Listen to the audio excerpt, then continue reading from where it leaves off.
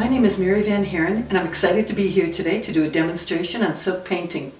I started painting on silk about 5 years ago when my sister and I took a class, an evening class in Berkeley, to learn how to do silk painting. We became a little obsessed with it and started a business called Something Silk.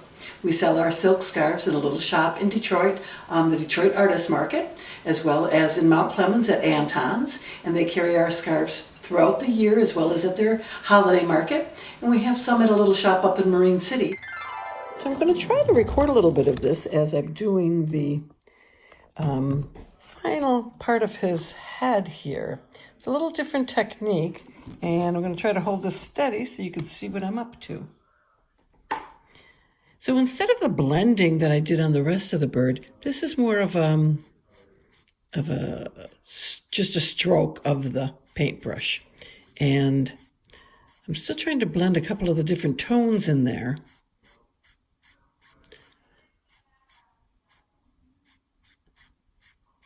And as you can see, I do have the mix down underneath, and it's a little bit wet underneath, and that's allowing some blending to take place. And then I'm just adding some different colors to give it a little bit of dimension, a little bit of realism. And I'm just going to keep this up until this whole section's done. Then I'll do the background.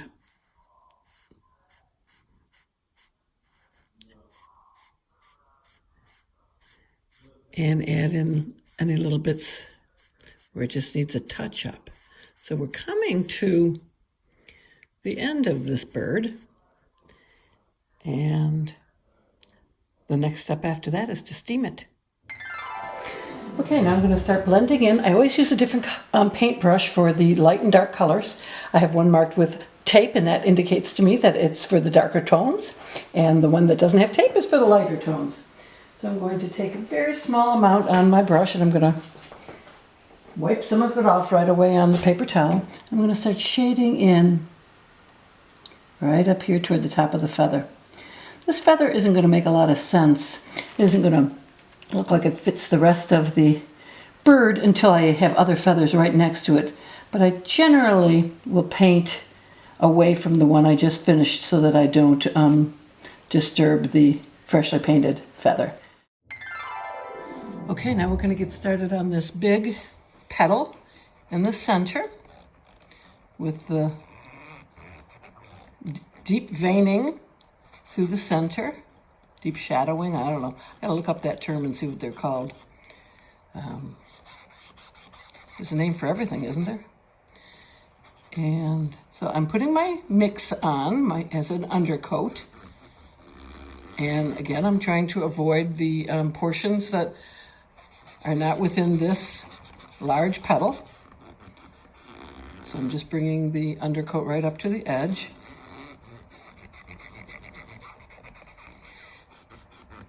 You can put the dyes on silk without the undercoat, but you don't have much opportunity for blending, and the dyes stay exactly where you put them. So sometimes that's a technique that's desired.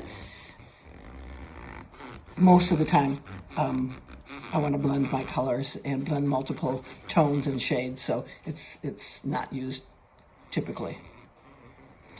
So I've got this undercoated now, and I will start applying the dyes.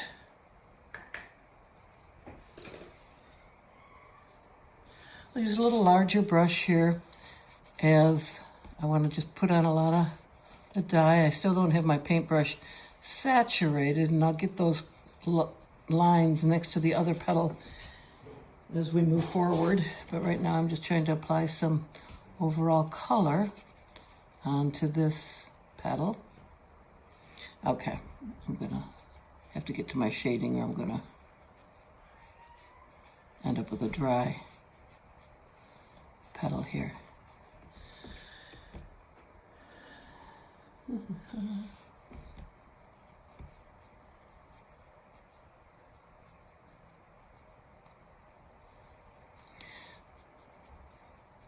So we can see that this petal is underneath this petal. So I want to do some deeper shading in here to bring that, to make that obvious. Kind of the darker shading, of course, will put the petal behind the one in front of it. So I'm going to start with that area. I get a little deeper tone here on my brush.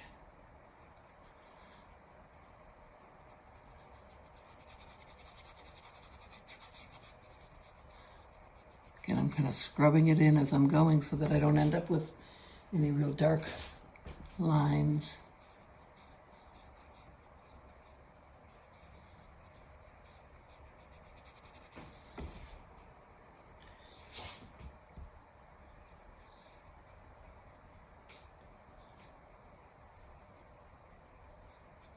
And my reference photo shows all of this is real dark. I'm going to handle that as a separate piece, though, when this petal is complete.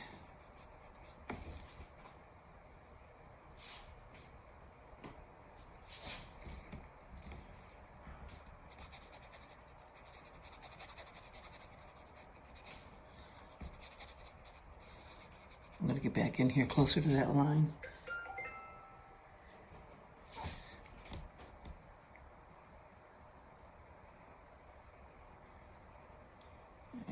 That's better.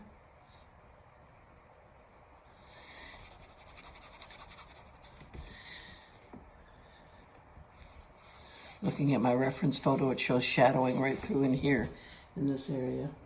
So I'm going to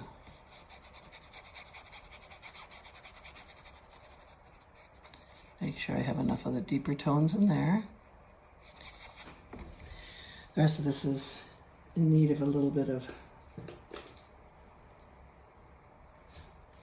blending, so before it dries out too much, I want to get this blended in nicely.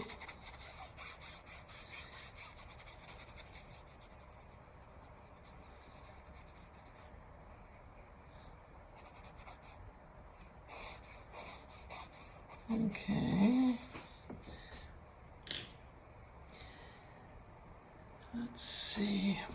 Now we get some deeper tones in here. I'm going to put those lines down the center right about now because I actually will shadow up to them. And to do that, I'm going to wipe most of the dyes off of my brush, go in with the darkest tone, and kind of make some lines. It's always easier to start out with less rather than more, because as I've indicated, you really can't remove dark dyes very easily.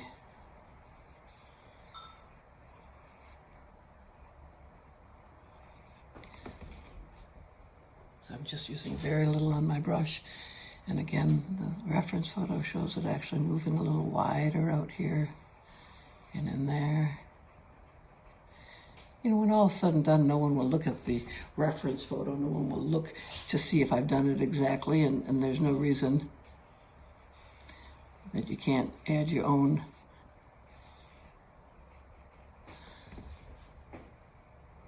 style or your own ideas to this. And it's got a little smudge up here. But you see, when I smudge too much, I get more than I want on there, and so I literally wipe the dyes off my paintbrush and blend it in quickly.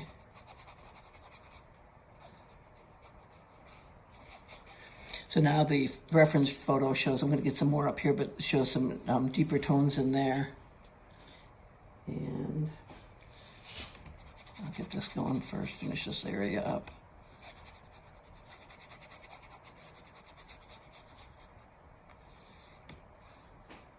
I like the lighter highlights in here and in this area. Because never have we seen a tulip that's just a solid color, or at least the casting of light from the sun and the shadows are going to make it multi-shaded. Okay, I'm pretty happy with that one. Okay, I am ready to get started again today. And I'm going to continue the flower, the tulip on the top portion here, and start by filling that area in with mix. I apply that with Q-tips.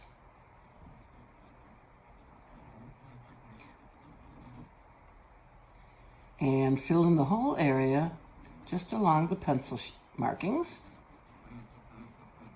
one section at a time. And just as I say this, I'm going to throw in this little top section because it's so tiny.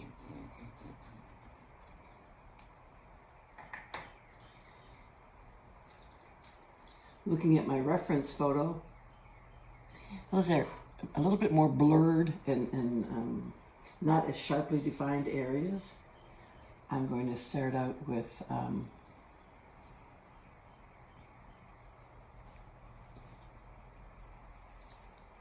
filling in the entire petal and then adding some shading.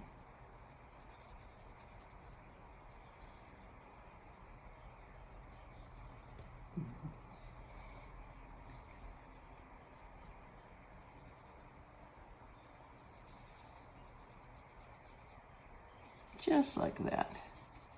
Kind of blending the colors so I don't have any sharp lines.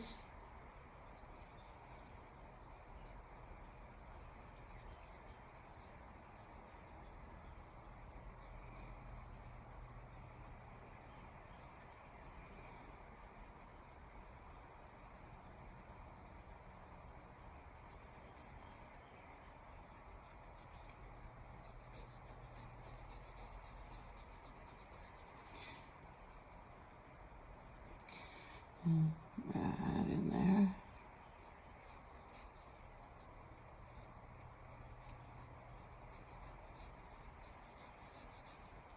These are kind of good brushes for scrubbing the dyes into the silk.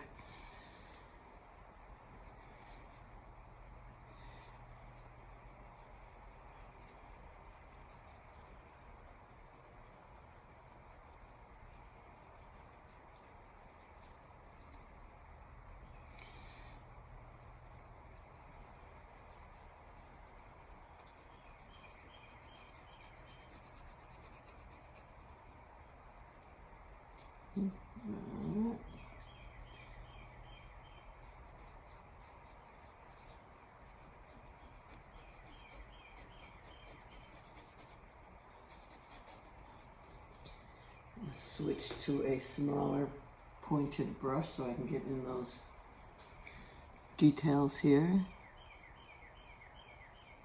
But almost as soon as I do that, I want to start dragging it away so that I don't create any sharp lines.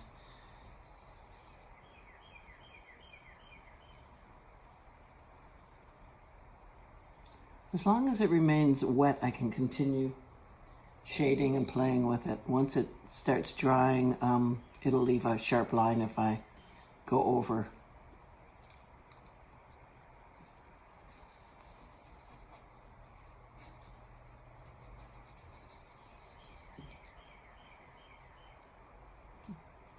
And I'm going to switch to a darker tone for this upper edge just to give it a little contrast.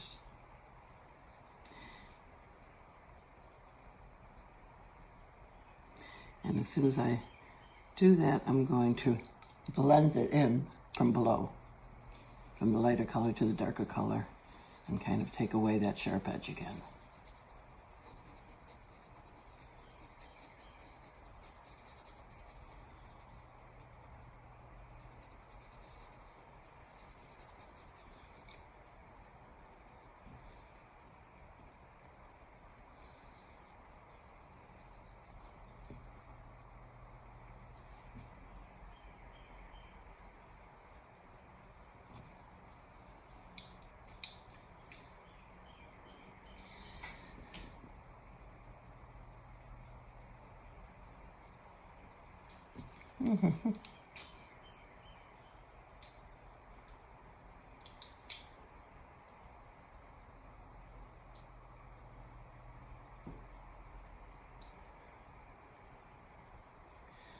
A little bit more around here.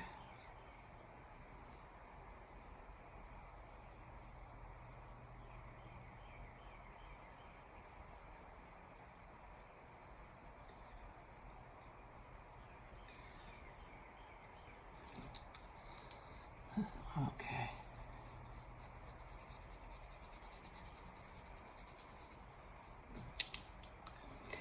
And then it's really just a matter of refining it and making it as realistic, and until I'm satisfied that I think it's a good petal.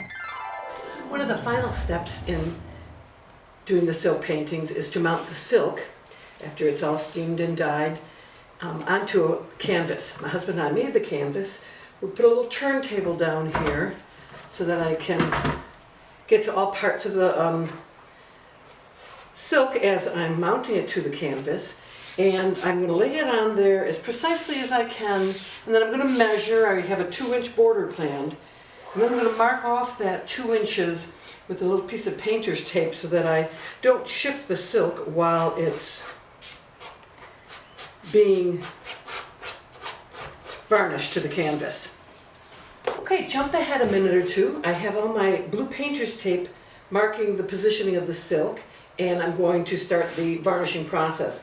I'm using a matte varnish, diluted 50%, and I just happen to put it in a smaller bottle for ease of application. Before I use the varnish, I'm going to spray it lightly with water, kind of settle the silk down and help it adhere to the canvas a little bit more when I put the varnish on. Not a whole lot, just that much. You see little bubbles forming, and that's just how it happens, how it works. Okay, so I'm going to put the varnish on,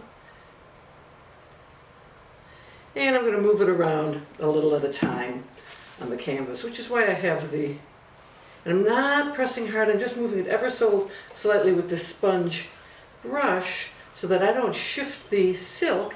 I just want to move the varnish.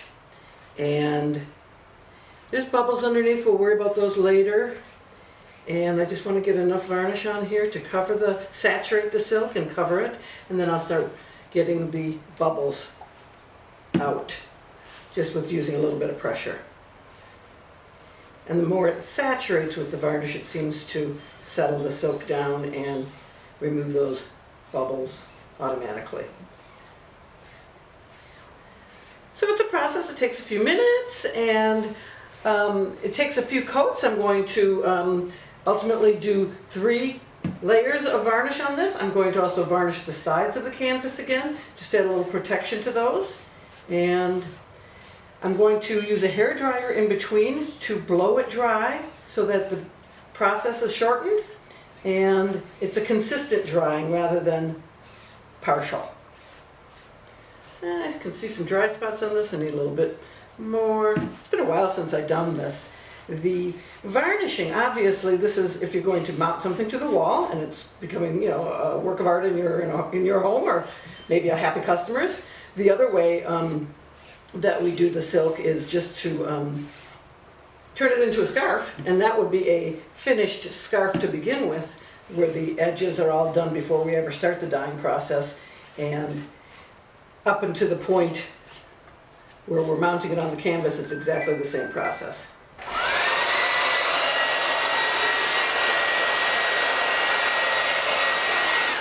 Okay, just finishing up the last little bit of blow drying it to make sure it's all dry. I'm happy with the way it turned out. Last thing to do on this canvas is to put my signature. So here is a scarf that we created a couple of years ago, and it depicts some of the great Detroit iconic buildings and structures, including the Guardian Building, the old Olympia Stadium, the Michigan Central Station, the train depot. It uses that SatARTday technique, and it gets pretty detailed on the scarf. It's been a great seller for us at Anton's and some of the other local art centers in the Detroit area. Not all our scarves are Detroit themed. This one happens to be up along the St. Clair River, and that one happens to be part of Marine City. We have this great one that just embraces Detroit as far as their cars and the Motor City. This is one that shows parts of the Guardian Building and the design of the Guardian Building. Some pretty florals, just some of them that are just a mixture of color and different techniques used on the silk. And come holidays, you'll find most of these or similar ones in some of the different art stores. Okay, a few of the other silk things that I'm working on, silk projects. This is about a 40-inch square parrot that I just finished recently, and it will be mounted to canvas. Okay, this scarf has been created by my sister Cindy, and it is a Detroit Riverwalk. This happens also to be the Surrey technique used, and it is a digital reproduction. I talked earlier about the digital reproductions and how the backside of them just is a little fainter color. It's been a big hit and a big seller. People love that Detroit Riverwalk, and people love Detroit. The Anton Art Center would like to thank the following businesses and organizations for their financial support of Super SatARTday activities. Presenting sponsor, First State Bank. Supporting sponsor, Consumers Energy. The Michigan Humanities Council. The Michigan Council for Arts and Cultural Affairs, the Kresge Foundation, the Community Foundation for Southeast Michigan, and the National Endowment for the Arts. We would also like to thank our partners, the Discovery Center, the Detroit Institute of Arts, and the Metropolitan Detroit Chorale. Learn more about the Anton Art Center and our partners at www.theartcenter.org and make a donation to support our mission to enrich and inspire people of all ages through the arts.